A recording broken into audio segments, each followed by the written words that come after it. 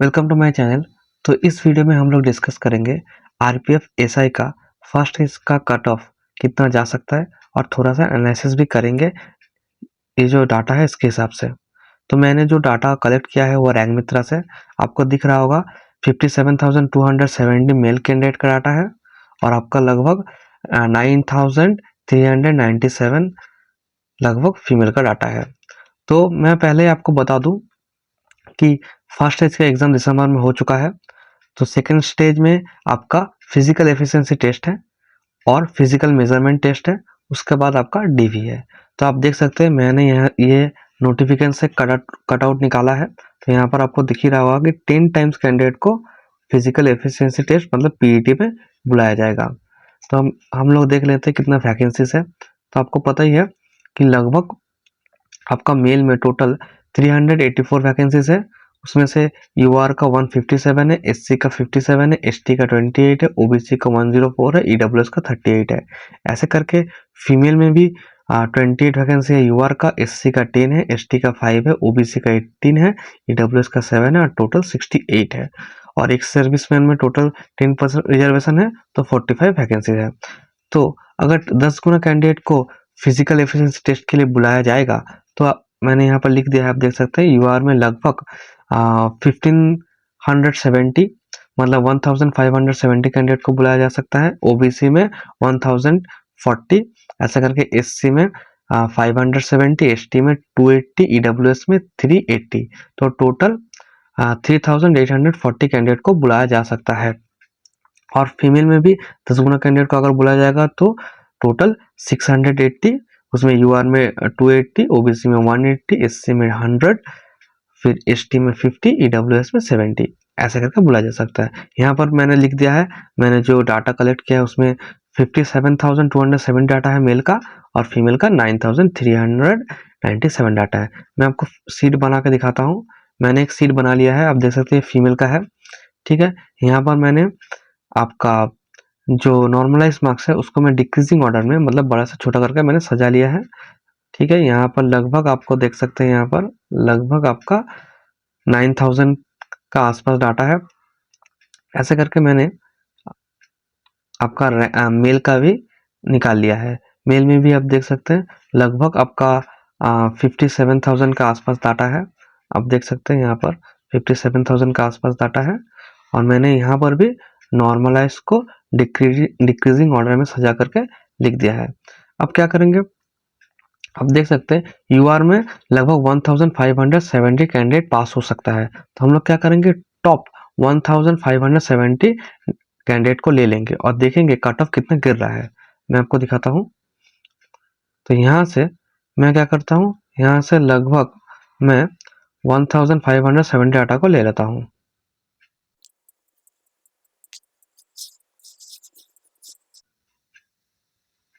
तो ये है लगभग 1570 डाटा। तो आप देख सकते हैं यहाँ पर, तो आप देख सकते हैं नॉर्मलाइज में लगभग आपका 89.38 आ रहा है और आपका जो रॉ है वो 87, 88 इसका आसपास है, ठीक है। मैं आपको फिर से पूरा दिखा देता हूँ। यहाँ पर देख सकते हैं आपका अब 89 के आसपास नॉर्मलाइज है, ठीक है। 89 और आपका 87.04, फिर 87.04, फिर 88, फिर 90, फिर 85, ऐसे करके 83 भी है। अगर हार्ड शिफ्ट हुआ तो फिर 85 भी है, इसके आसपास है। तो हम लोग यहाँ से एक अनुमान लगा सकते हैं। मैं आपको बताता हूँ, एक होता है आपका रॉ के बेसिस पे और एक होता है आपका नॉर्मलाइज के बेसिस पे, ठीक है। तो रॉ में लगभग मुझे जितना लग रहा है, मुझे लग रहा है लगभग आपका 84 से लगभग आपका 87 तक जिन लोग का आ रहा है वो लगभग सेफ है। और नॉर्मलाइज में लगभग आपका 89 से लगभग आपका 92 तक। मैंने थोड़ा ज़्यादा लिया क्योंकि इसमें जितना डाटा है ओरिजिनली कैंडिडेट इससे बहुत ज़्यादा ने एग्ज़ाम दिया है, इसीलिए मैंने थोड़ा सा ज़्यादा लिखा। अब मैं क्या करूँगा, यूआर में जो 1570 डाटा है उसको मैं सीट से हटा दूंगा और फिर कैटेगरी को ओबीसी चेंज करके 1040 डाटा को ले लूंगा। ठीक है, मैं आपको दिखाता हूं। मैं फिर से सब डाटा को कलेक्ट करूंगा टॉप।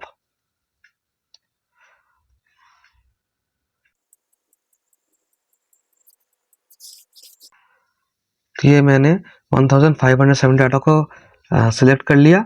अब मैं इसको सीट से हटा दूंगा। इसको मैंने सीट से डिलीट कर दिया। ठीक है, अब मैं क्या करूंगा, कैटेगरी को चेंज करके ओबीसी कर दूंगा। कैटेगरी को मैं ओबीसी शिफ्ट कर देता हूं। अब 1040 कैंडिडेट को ओबीसी में ले लूंगा। मैं आपको दिखाता हूँ, यहाँ से मैं 1000 कैंडिडेट को ले लूंगा।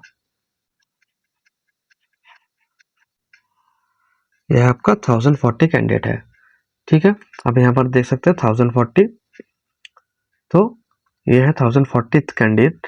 तो आप देख सकते हैं लगभग 85.39 आपका नॉर्मलाइज है, और जो आपका रॉ है वो आप देख सकते हैं, जो इजी शिफ्ट है वो 83 में है, और नॉर्मल शिफ्ट में आपका 79, 81, फिर आपका 83 भी है, फिर आपका 82 है, ऐसे करके है।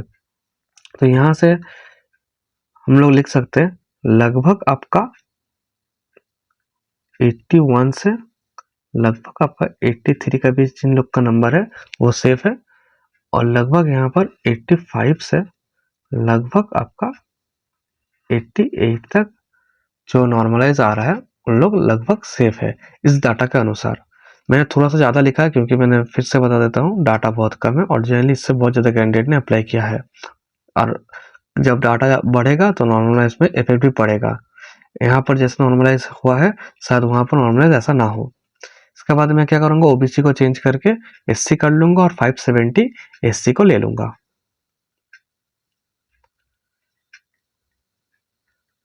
यहाँ पर मैं चेंज कर लूंगा, ओबीसी को चेंज करके एससी कर लूंगा, और मैं 570 एससी को ले लूंगा।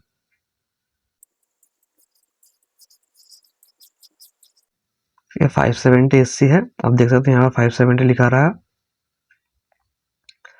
ठीक है, तो यहाँ पर हम देख सकते हैं लगभग नॉर्मलाइज में 79.371 है, और आपका रॉ में 73, 73, 73, 72, 76, 78, और जो इजी शिफ्ट है उसमें 79 तक भी गया है। तो यहाँ से हम लोग एक अनुमान लगाकर लिख सकते हैं। तो यहाँ पर लगभग हम लोग लिख सकते हैं नॉर्मलाइज में लगभग आपका 79 से लगभग 83 तक, और आपका जो रॉ है वो लगभग आपका 74 से लगभग 79 तक ऐसा हो रहा है एससी में। अब मैं क्या करूंगा, सेम प्रोसेस यूज कर कर एसटी और ईडब्ल्यूएस का निकाल लेता हूं, फिर मैं आपको दिखाता हूं। तो मैंने यहाँ पर एसटी और ईडब्ल्यूएस का मेल कैंडिडेट का लिख दिया है, आप स्क्रीन पॉज कर कर देख सकते हैं। मैं फिर से आपको बता दूं, डाटा बहुत ही कम है। इस डाटा के अनुसार मैंने रॉ नॉर्मलाइज निकाला है, और जनरली इससे बहुत ज़्यादा डाटा है तो नॉर्मलाइज में बहुत सारा इफेक्ट पड़ सकता है। इसको सिर्फ आपको एक रफली आइडिया करके लेना है। इसके बाद मैं आपको दिखाऊंगा फीमेल का।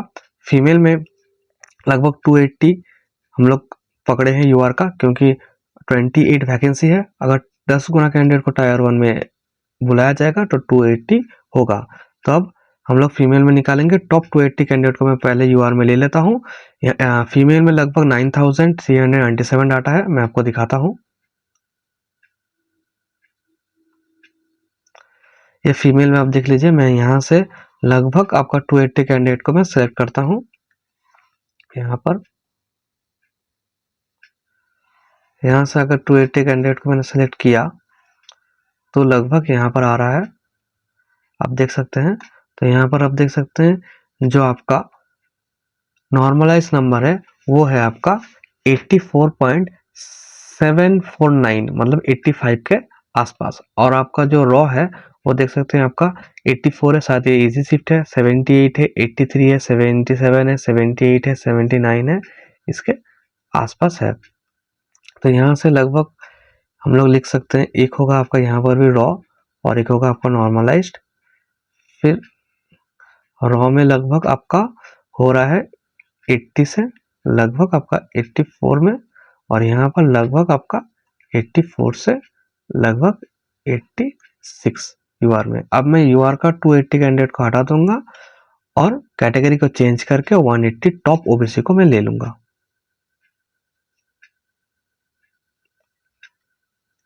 यहाँ पर मैंने फिर से सेलेक्ट करके 280 कैंडिडेट को हटा देता हूँ। यहाँ पर मैं सिलेक्ट करके 280 कैंडिडेट को हटा दे रहा हूँ। अब मैं क्या करूँगा, कैटेगरी को चेंज कर दूंगा। कैटेगरी को मैं ओबीसी कर लेता हूँ। ओबीसी कर लिया। अब मैं क्या करूँगा, जो 180 ओबीसी है उसको ले लूँगा। तो यहाँ से मैं 180 ओबीसी को ले लेता हूँ।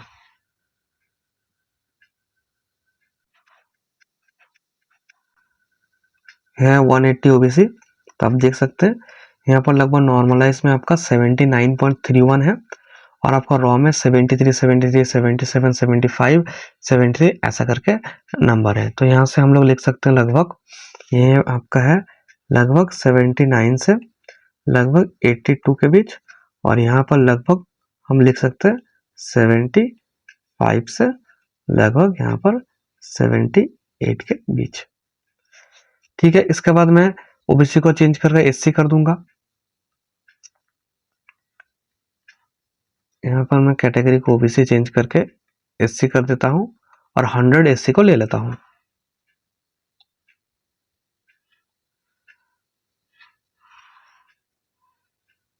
यह है 100 एससी। अब देख सकते हैं यहाँ पर नॉर्मलाइज में आपका 72.63 है और आपका जो रॉ है वो 66, ये शायद हार्डशिप में 73, 68, 71 ऐसे करके है।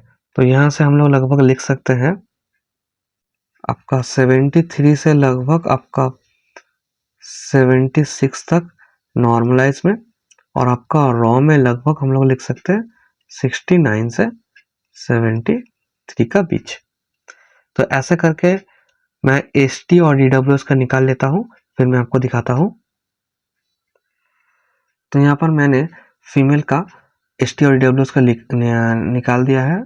आप देख लीजिएगा स्क्रीन पॉज कर कर। तो मैं फिर से आपको बता दूं, डाटा बहुत ही कम है। मैं इस डाटा के आधार पर और फीमेल के इस डाटा के आधार पर रॉ नॉर्मलाइज मैंने लिख दिया है। आप स्क्रीन पॉज कर कर देख लीजिएगा। अगर 10 गुना कैंडिडेट लिया जाएगा जैसा नोटिफिकेशन में लिखा है, तो ऐसा आपका पोस्ट होगा। इतना पोस्ट मतलब इतना गुना कैंडिडेट को लिया जाएगा, फिर आपका ऐसा ही कट ऑफ जा सकता है। ये एक एक्सपेक्टेड कट ऑफ है, आपको इसको फाइनल नहीं मानना है। ये एक रफ आइडिया देने के लिए है, आपको इसको एक बार देख लेना है, फिर नेक्स्ट एग्जाम की तैयारी में लग जाना है। तो इस वीडियो में इतना ही। अगर आपको वीडियो इन्फॉर्मेटिव लगा तो आप शेयर एंड सब्सक्राइब कर सकते हैं। लिंक में एक टेलीग्राम का चैनल होगा, वहाँ पर आप ज्वाइन कर लीजिएगा। मैं वहाँ पर अपडेट देते रहता हूँ। तो अगर आपको और भी किसी आरआरबी एग्जाम का एनालिसिस चाहिए डाटा के आधार पर, तो आप कमेंट कर सकते हैं। तो इस वीडियो में इतना ही। Have a good day. Thank you.